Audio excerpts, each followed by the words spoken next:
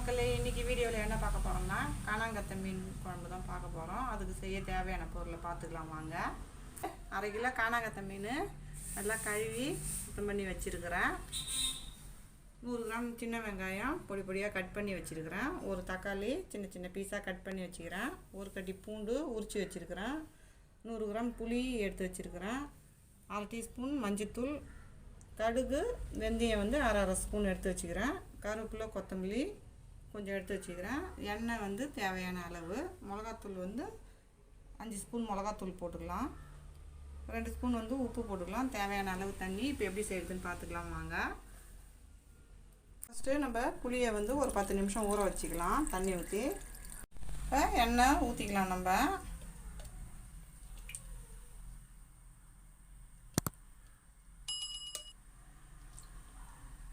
நான் ஒரு 50 கிராம் எண்ணெய் போல் ஊற்றுறேன். நான் எண்ணெய் காஞ்சிடுச்சு. கடுவையும் வெந்தயத்தையும் போட்டுக்கலாம்.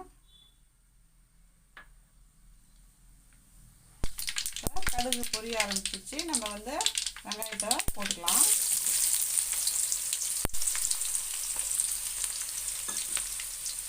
மீன் குழம்பு செய்கிறனாலே சின்ன வெங்காயம் போட்டு செஞ்சோம்னா மீன் குழம்பு சூப்பராக இருக்கும். பூண்டு போட்டுக்கலாம். நம்ம பூண்டு கூட இன்னும் நிறையா கூட சேர்த்துக்கலாம்.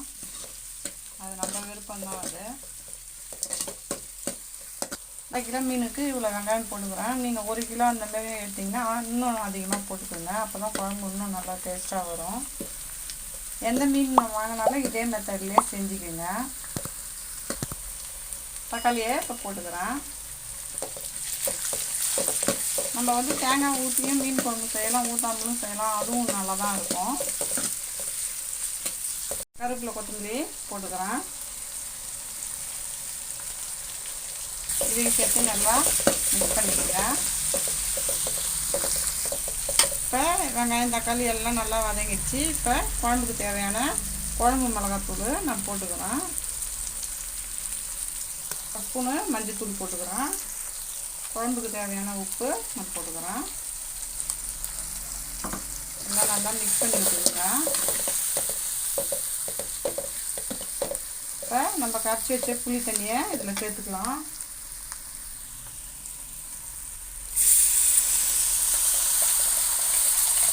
இப்போ தண்ணி நல்லா இன்னொரு தடவை புளியை தண்ணி ஊற்றி நல்லா கரைச்சி ஊற்றிக்கலாம்.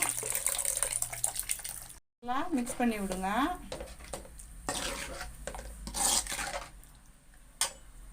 குழம்பு நல்லா கொதிக்கிட்டோம். நம்ம மீனை போட்டுக்கலாம். இப்போ நம்ம இந்த பக்கம் ஒரு சைடு வந்து மீன் குழம்பு கொதிச்சிட்டு இருக்குது. இந்த பக்கம் மீன் வந்து ஃப்ரை ஆகிட்டு இருக்குது. பாருங்கள் நல்லா எவ்வளோ சூப்பராக இருக்குது.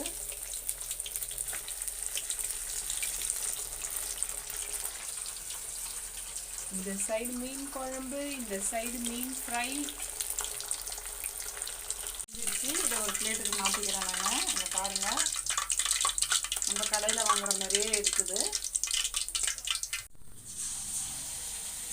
கொதிச்சிடுச்சு. இப்போ நம்ம மீனை போட்டுக்கலாம். பாருங்கள் மசாலாலாம் கொஞ்சம் கூட உதிரவே இல்லை நம்ம மீன் ஃப்ரை பண்ணுறப்ப.